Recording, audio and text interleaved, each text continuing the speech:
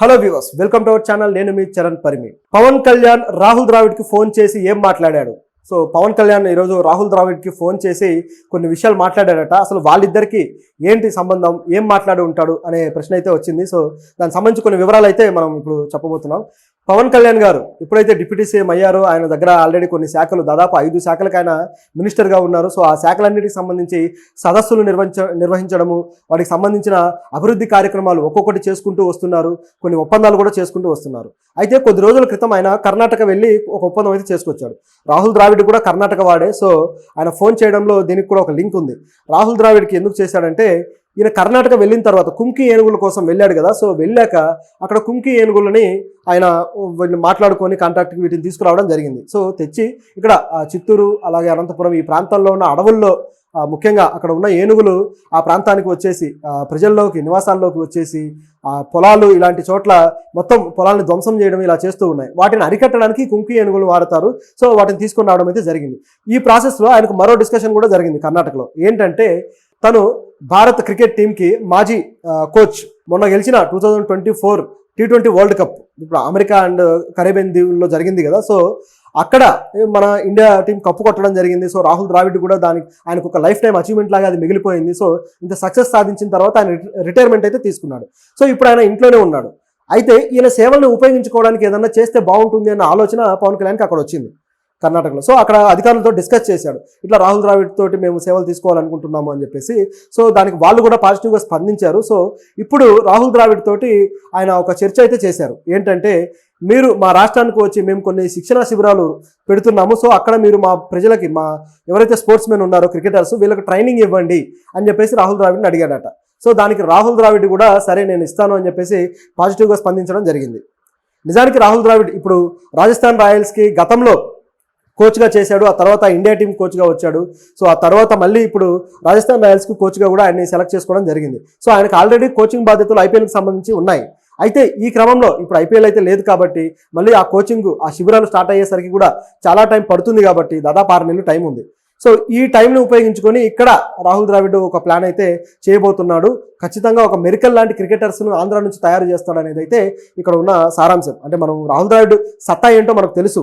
Under-19 world కప్కు సంబంధించి కూడా వాళ్ళకి ఆయనే ట్రైనింగ్ ఇచ్చాడు. అండర్-19 కప్పు కొట్టేలా వాళ్ళ సక్సెస్ అయితే ఇచ్చాడు.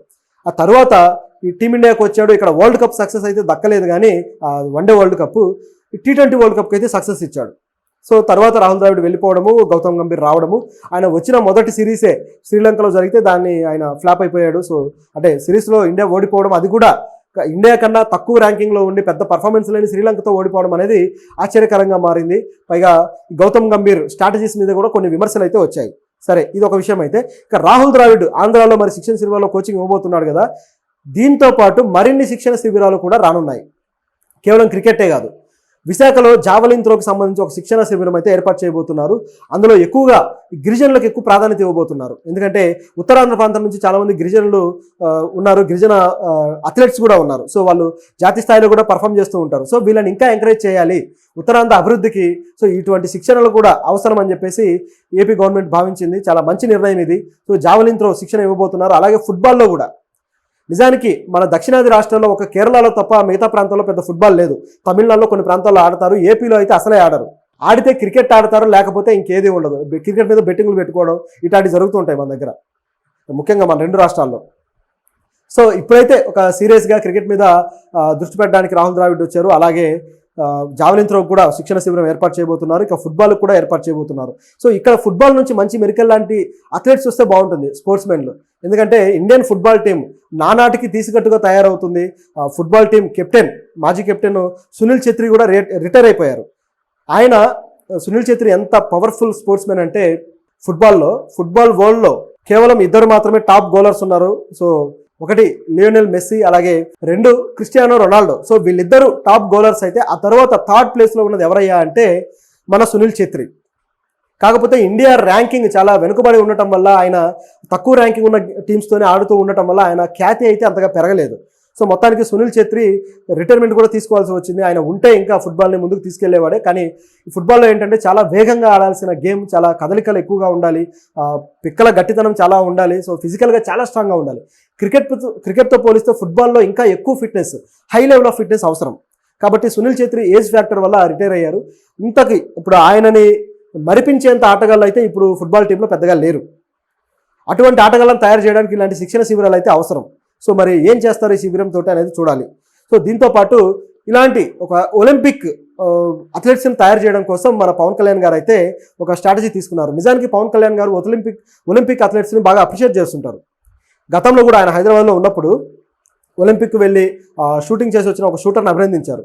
మను బాకర్ గతంలో ఒక ఒలింపిక్స్లో పార్టిసిపేట్ చేశారు కానీ మెడల్ అయితే గెలవలేదు. సో ఆవిడని అప్రిషియేట్ అయితే చేశారు. తర్వాత మరొక షూటర్కి నాకు గన్ లేదు, సరైన సదుపాయాలు లేవు అంటే ఆ షూటర్కి ఆయన గన్స్ కూడా అరేంజ్ చేశారు. పవన్ కళ్యాణ్ గారికి గన్స్ అంటే ఎంత ఇష్టమో అందరికీ తెలిసిందే కదా. సో ఆయన సొంతంగా కూడా గన్స్ మెయింటైన్ చేస్తూ ఉంటాడు. సో ఆయనకు గన్ షూటింగ్ అంటే చాలా ఇష్టం కాబట్టి ఆ షూటర్ని ఎంకరేజ్ చేశారు. సో ఇది జరిగినది మనకు ఆల్రెడీ తెలుసు. ఇక ఇటువైపు చూసుకుంటే మన ఆంధ్ర నుంచి ఒలింపిక్స్లో ఎవరైతే పాల్గొన్నారో ఆ పాల్గొన్న అథ్లెట్స్ తోటి ఆయన ఇప్పుడు మీటింగ్ ఏర్పాటు చేసుకోబోతున్నారు.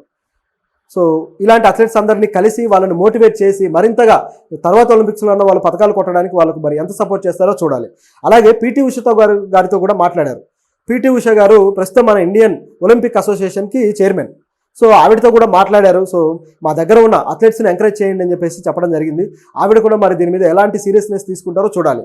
నిజానికి పీటీ ఉష గారు మన వినేష్ పోగట్ విషయంలో ఆవిడ ప్యారిస్ వెళ్ళి ప్యారిస్లో ఆవిడ విషయాన్ని పర్యవేక్షించడం ఇవన్నీ చేశారు. కానీ ఆవిడ బరువు పెరగడం విషయంలో వచ్చిన వివాదాల్లో ఆవిడ చాలా నైస్గా చాకచక్యంగా తప్పించుకున్నారు. వినేష్ పోగట్ బరువు పెరగడం విషయంలో ఎవరి కుట్ర లేదు, అది ఆవిడ కర్మే, అది ఆవిడ చేసుకున్న తప్పే, మాకేం సంబంధం లేదు అని చెప్పేసి చేతులు దులుపుకున్నారు.